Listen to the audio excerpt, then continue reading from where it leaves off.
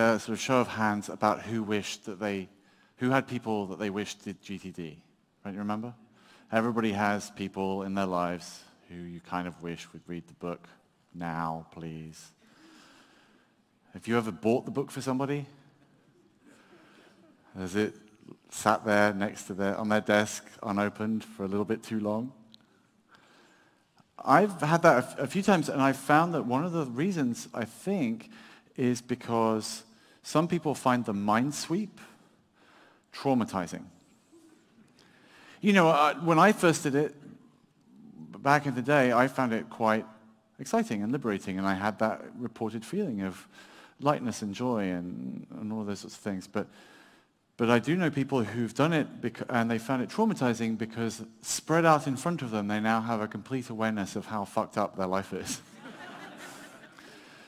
And there is that sudden awareness that you have sometimes of the mistakes that you've made and the trouble that you might find yourself in. Our next speaker is going to talk about many things, but about mistakes as well. And he has got all sorts of surprises for all sorts of people, and one person in particular. Ladies and gentlemen, Sabri Eryigit.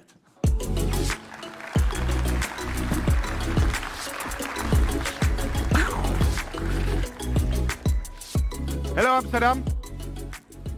Are you sleeping? No? Okay, listen. You think you can consume a keynote? No. You have to work. This is a ball, a football. Germans know it. They have been won 4 times the world championship. Okay? This is a spiritual ball.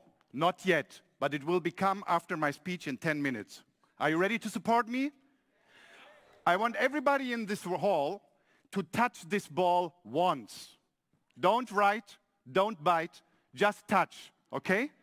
Just touch it, and as soon as everybody has touched this ball, I want to have it back here on stage. Are you ready? Okay, let's go ahead. Who is GTD practitioner here in the room? Who is GTD practitioner? Raise your hands, please. Okay. Okay. Who is happy? Who is happy today? Raise your hand. There is a correlation, David. Do you see that? Yeah? Okay.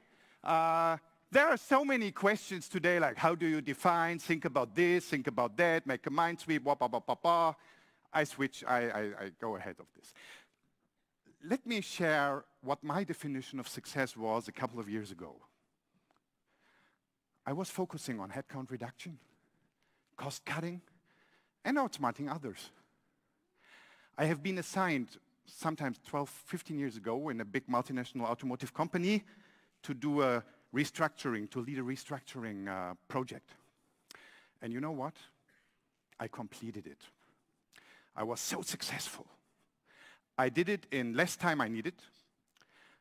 I achieved all the KPIs, despite everybody around me did not understand why I did this approach.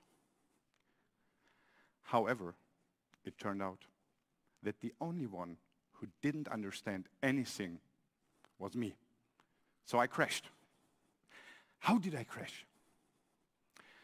I was the first executive in our multinational global company who achieved in the global employee survey a 0% trust and a 0% loyalty. Okay? So I was invited by every board member to a one-on-one. Unfortunately, not because I completed the project. With the help of the people who rated me and who showed me that I didn't understand anything, I was able to improve my result. They helped me learning, they helped me to grow, but you know, I'm not there yet. I'm still having blind spots, I'm still having a lot of mistakes, and I'm still striving every day to do things better. And in the last 30 years, I've been working in and living in different organizations. I played in unique soccer teams, either functional or dysfunctional. I played in one of the greatest teams for me, where regardless of any position, if offense or defense, everybody in the team only strive for one thing, making the team win. Then I played in a dysfunctional team where the defense players, I was one of them, who were paid for avoiding goals, you know, defenders avoid goals. They were paid for that. And they preferred losing 0-1 rather than winning 5-4. That happens in organizations every day, okay? Then, after school, my first job, I worked in an organization, Brian would love this, over-hierarchical, paternalistic. They were screaming at young and unexperienced people and telling them every day how dumb they are. That was my first experience and job. I learned a lot of things, and I still have to learn a lot. But if I have learned one thing, one single thing until today, that is that the H in high-performing teams stands for nothing else but happiness. It's all about happiness. Why do we need happiness in teams? You don't need to focus on figures. You don't need to focus on incentive and compensation models only. Make sure everybody, including you in the team, is happy. Why? You know, let's talk about a plague. Discontent. Emotional life of people in industrial nations with massively increasing GDP gets worse. Can you imagine? So there is more prosperity, but less well-being. Does it make any sense? No. Let me give you some examples. There have been great examples since yesterday, and after every speech I was changing my slides, like, that has been said, okay, that has been done. Okay, I hope there is something new still in. There is a 3 times higher risk of depression for teenagers and young adults as it has been 10 years ago worldwide. The cost of severe depression for the US economy in 2016 was, I didn't believe that, it was $210 billion US dollar. And let me give you a simple example from my home country, Germany. Early retirement, which is a funny word in German, it's Frühverrentung. Okay, Frühverrentung, the Germans know it. Frühverrentung. The average age of an early retired person in Germany is 49, which is exactly my age. And 42% of the early retired people in Germany are caused by psychological diseases. Anyone still doubting that we need happiness in organizations and in teams? No, hopefully not. If happiness is the key for high-performing teams, what is it that makes people in teams happy? Yeah? Don't think about it. Don't answer that question. Don't ask your neighbor. I tell you some learnings. The first thing, everybody should strive for inner clarity. Yeah, maybe to find his purposes for his roles or her roles. However, strive for inner clarity to find your purpose. Some people come to me and say, hey, Sabri, can we define my purpose together? I say, I can't help you defining the purpose. I can help you finding your purpose because it's already there. Make sure that you have a process and invest in teams that everybody has the chance to go through a coaching process to find inner clarity when needed. I'm doing this since a couple of months. First time I changed the perspective from a coach to a coachee.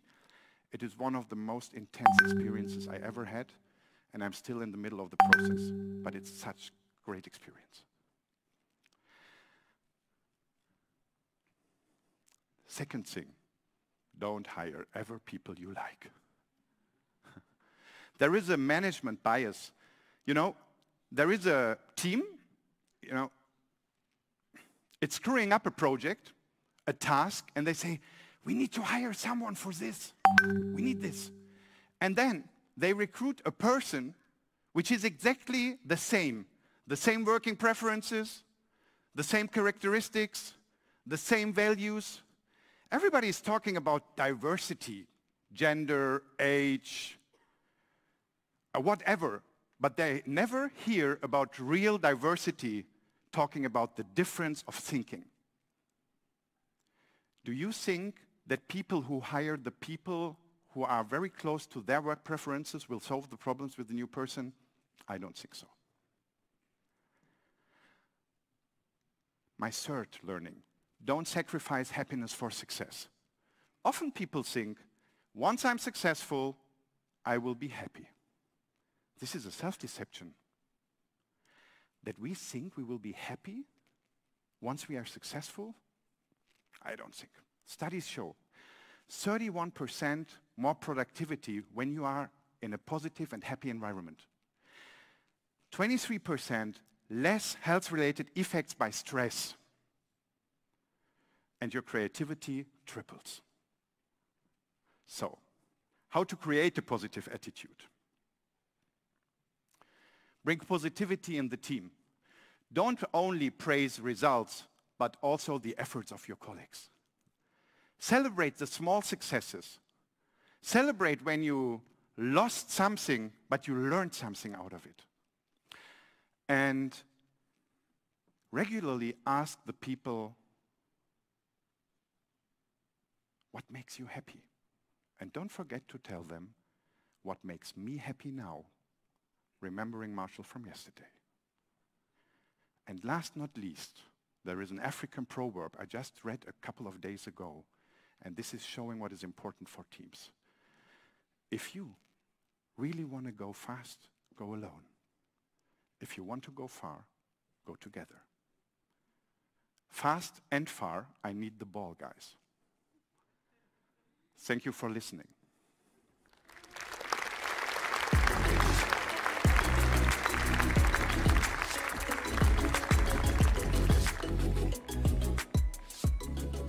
There will be a little extension, Ben. Yeah, that's cool. Yeah. So, everybody touched it? Move forward. We are a high-performing team. Aren't you happy? Come on, come on, come on. Just move ahead. And you know, let me give you a last example. The last example is that you need great leaders. You need great leaders to create high-performing teams. Sometimes these leaders create these teams without advice, without structuring, without anything else. They just bring the people together. The most current example is David Allen. He brought together for 2 days more than 40 speakers and people. And for me, it's great leadership. He didn't ask for the content. He was not curating or doing anything else. And as a thank you, I'm ready. As a thank you, David. Where's David? Where's the guy who changed my life? Now I change yours. David, everybody of the speakers, if not, you can do it later, signed this ball. This is your stage, not mine. Please come.